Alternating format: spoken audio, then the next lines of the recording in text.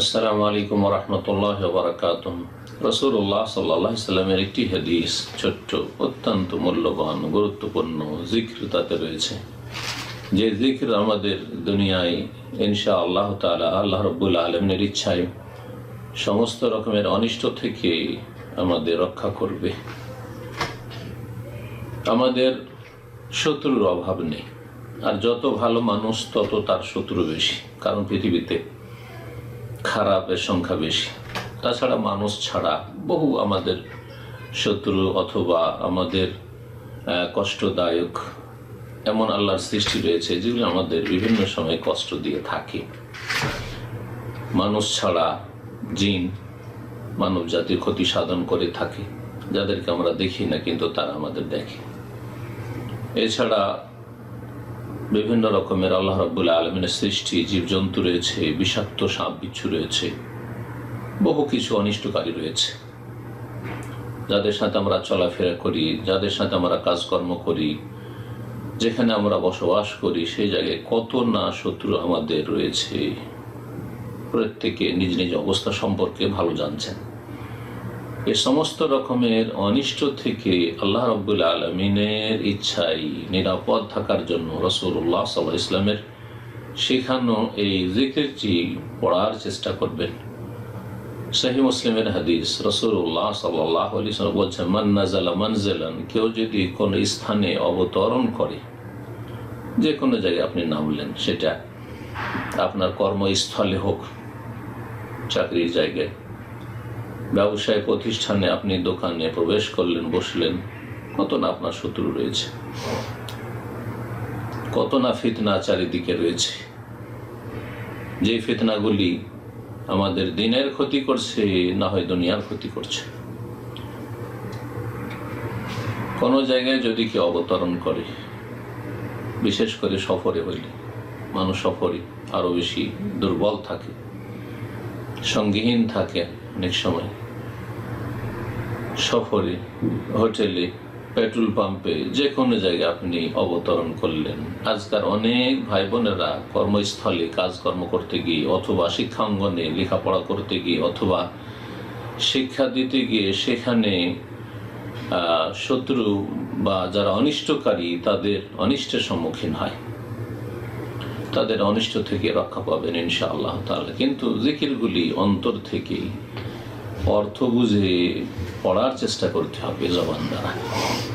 বলছেন যে কোনো ব্যক্তি যদি কোনো জায়গায় অবতরণ করে, মানে জানে যে কোনো জায়গায়, এমনকি আপনি বাড়িতে প্রবেশ করলেন, নতুন বাসায় ঢুকলেন, যে কোনো জায়গায় অবতরণ করলেন আপনি, ফাকালা, অতঃপর বলল, সহিহ মুসলিম সুম্মা কালা, কোন রিওয়ায়াতে রয়েছে ফাকালা, অতঃপর বলল, আউযু বিকালিমাতিল্লাহি তাম্মাতি মিন শাররি মা খালাক, আমি আল্লাহ রাব্বুল আলামিনের পূর্ণাঙ্গ বাণীসমূহের বা বাক্যসমূহের আশ্রয় কামনা করছি।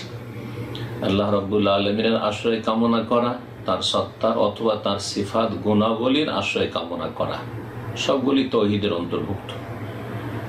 আল্লাহর কালিমাত হচ্ছে আল্লাহ রাব্বুল আলামিনের সিফাত, আল্লাহর গুণ, আল্লাহর বাণী। বিকালিমাতিল্লাহি তাম্মাতি, আল্লাহর পূর্ণাঙ্গ বাণী বা পূর্ণাঙ্গ বাক্য সমূহের আশ্রয় গ্রহণ করছি।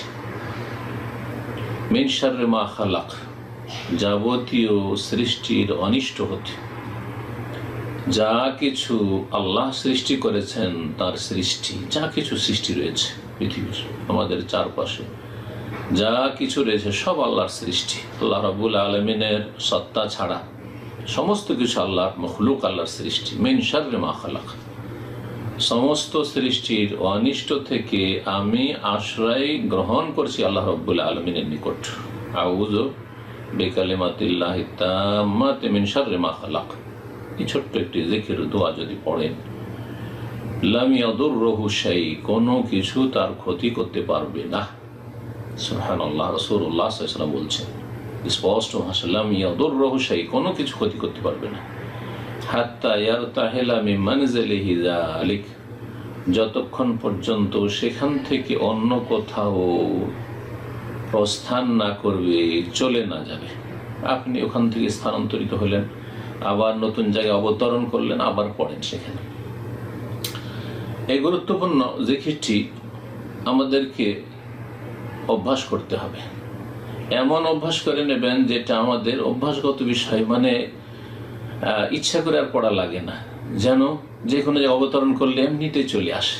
এই রকমের অভ্যাস আমাদের তৈরি করতে হবে আল্লাহ রাব্বুল আলামিনের জিকির আজকার ক্ষেত্রে বিভিন্ন সময়ের এবং বিভিন্ন স্থানের। আল্লাহ রাব্বুল আলামিন যেন তৌফিক দান করেন এবং এই জিকিরের বরকত হাসিলের জন্য, এই জিকিরের সঠিক সুন্দর ফলাফল পাওয়ার জন্য একটি গুরুত্বপূর্ণ কথা মনে রাখবে, তা হচ্ছে এই জিকিরের উপকারিতা যে রয়েছে, সেই উপকারিতাকে নষ্ট যেন আমরা না করি। কিভাবে নষ্ট করে মানুষ? তা হচ্ছে বিভিন্ন পাপের মাধ্যমে। আপনি যদি বিভিন্ন পাপে জড়িয়ে যান, পাপ করতে থাকেন অহরহ, কোনো জায়গায় অবতরণের আগেও আপনি পাপে জড়িয়ে আছেন, পাপ করছেন, আবার সেখানে যখন অবতরণ করলেন সেখানে পাপ করলেন, অথবা পাপের উদ্দেশ্যে সেখানে যাচ্ছেন, তাহলে আপনার এই শুধুমাত্র জিক্র পড়া আপনাকে অনিষ্ট থেকে রক্ষা করতে পারবে না। আল্লাহ রাব্বুল যেন বুঝার তৌফিক দান করে। সমস্ত রকমের বালা মুসিবতগুলি আমাদের জীবনে যে আসে, তার পিছনে সূক্ষ্মভাবে যদি আমরা দেখি, তো দেখব যে আমাদের পাপের কুফল, পাপের কুপ্রভাব। সুতরাং পাপের অনিষ্ট থেকে আগে বাঁচতে হবে। আমাদের জীবন যেন পাপ মুক্ত থাকে, যার নাম হচ্ছে তাকওয়া, আল্লাহর ভয়ে পাপাচার থেকে বেঁচে থাকা। আল্লাহ রাব্বুল আলামিন যেন সত্যিকার আমাদের ঈমানদার হওয়ার তৌফিক দান করেন এবং সত্যিকার তাকওয়া হাসিলের তৌফিক দান করেন। আলা ইন্না আউলিয়া আল্লাহ লা খাউফুন আলাইহিম ওয়া লা হুম ইয়াহজানুন আল্লাযীনা আমানু ওয়া কানু ইয়াত্তাকুন। আল্লাহর ওলি বন্ধু যারা, তাদের কোনো ভয় নেই, কোনো চিন্তা নেই। তারা কারা? যারা আমানু, ঈমানদার, সত্যিকার এমন ঈমান যাতে রয়েছে তাওহীদ, যাতে রয়েছে সুন্নাহ, যা শিরক মুক্ত, যা কুফরি মুক্ত, যা মুনাফিকি মুক্ত, যা হচ্ছে বিদআত মুক্ত।